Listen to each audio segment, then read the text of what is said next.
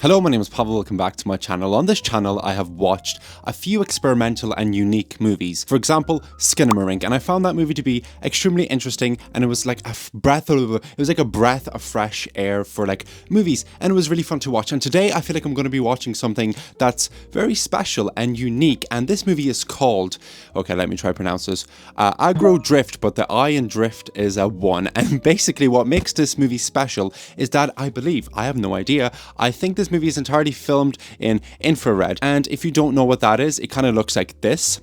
Okay, so the entire movie is going to be like that, and I don't know how I feel about it because I'm always open to like unique and original ways to make movies. And whenever I saw this on Twitter, everybody was saying this is such a great movie, blah blah blah.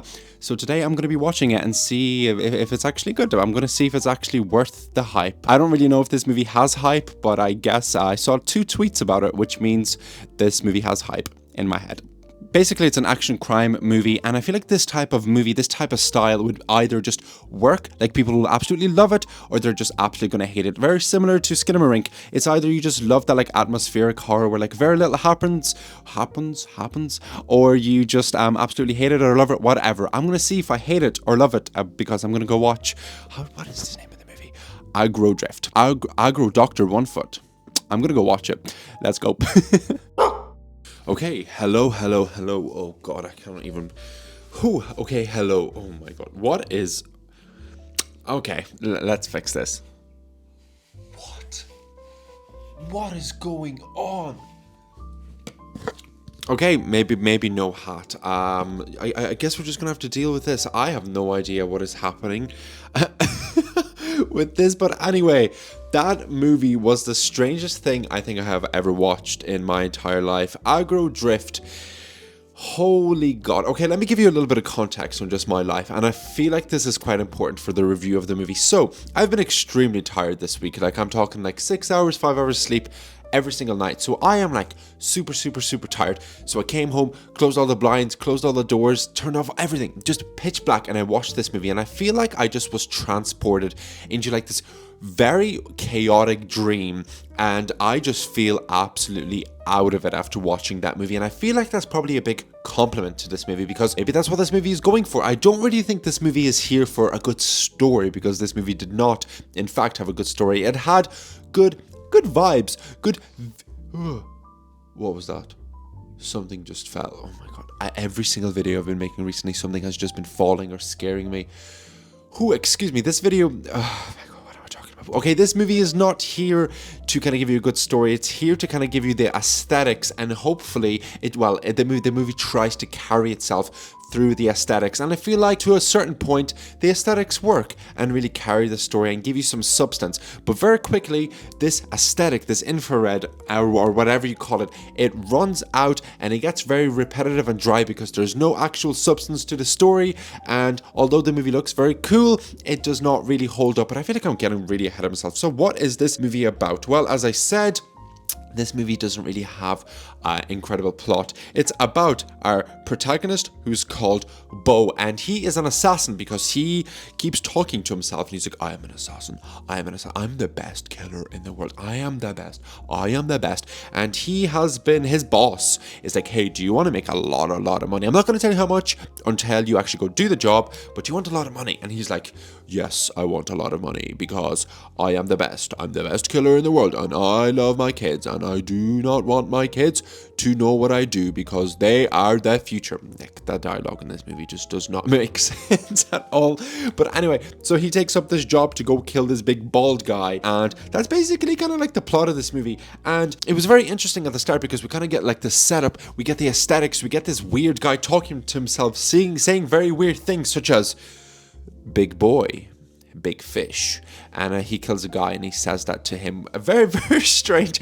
So we see him setting up for this big mission, and I was very intrigued. I was like, with the visuals, with me being tired and just very hypnotized by this movie, I was into it. We had very good music. It was just it was great. I was really enjoying it, and it was straight into it. There was no like credits at the start, nothing, just straight into it, and I really appreciated it. And it took me a little while to get used to like the aesthetics of this movie, to get used to the characters, to even recognize what they look like, because whenever I checked up the characters online and what they looked like after, I was like, what is going on?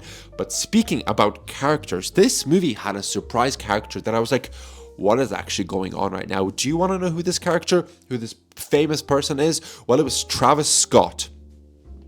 What the fuck is Travis Scott doing in Aggro? I have no idea, and his character and his acting was absolutely horrendous, and that's one thing about this movie I did not understand. I understand that it's really wanting us to just enjoy the aesthetics, but the story and the way kind of like the characters interact is so weird, because we see Bo, he goes home to his wife and kids, and his wife is like, oh, I really want you, you're so sexy, I really, really want you, but she sings this like in front of her kids, and then she's like, yeah, come here, I wanna blah blah blah, I'm not gonna say what she says, and he's just like, yeah, I love you too, and then he walks outside, and she's just rolling around in bed. Then she like shakes her ass a little bit, and then she rolls around and shakes her ass a little bit again, and he's just outside like, I am the best, I am the best, I am the best. And this is my like little problem with this movie.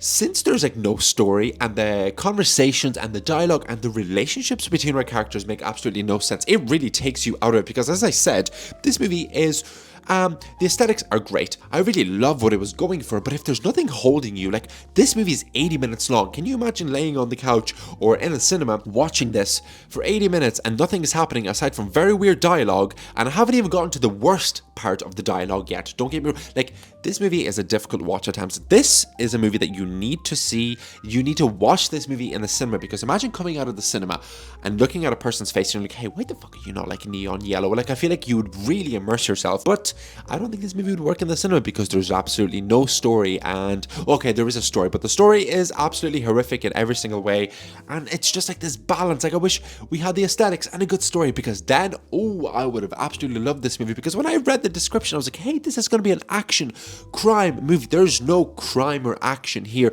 There's like, for the last 40 minutes of the movie, right, we get Bo and his friends on a boat, or like other people on a boat, and it just feels like a music video, and we're just panning through their faces, and they're going like this for like 40 minutes, and we just hear Bo in the background like, I am the best, I am the best, I am the best. And now let me get to the villain of this movie. It's this big bald guy who's ridiculously horny. I mean, he has like a load of girls dancing around him, right? And he's like, dance bitch, dance bitch, dance bitch. And then his thing is that he humps the air like this. I was like, what is going on? Maybe this is exactly what this movie wanted for me.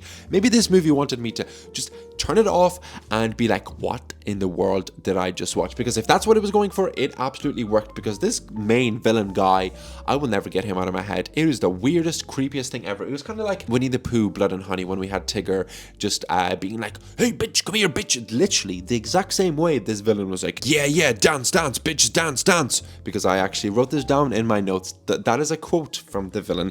And this movie overall feels like something like AI would generate, and I feel like that's probably an insult, but like if AI generated this movie, and I feel like if we were to accept AI movies, which I feel like we never will, and we really shouldn't, but if as a society we were to accept AI making movies, this I feel like would be like half celebrated, because people will watch this and be like, oh, a computer made that? I guess it's kind of cool. Like, it's interesting, and I feel like as a society, as a fan base of movies, if hypothetically in some crazy world we were to celebrate AI movie making, then we'd be like, oh, this is really cool. But the fact that this is made by a person, yeah, I guess it's just not going to be celebrated as much because of what I just said, I guess.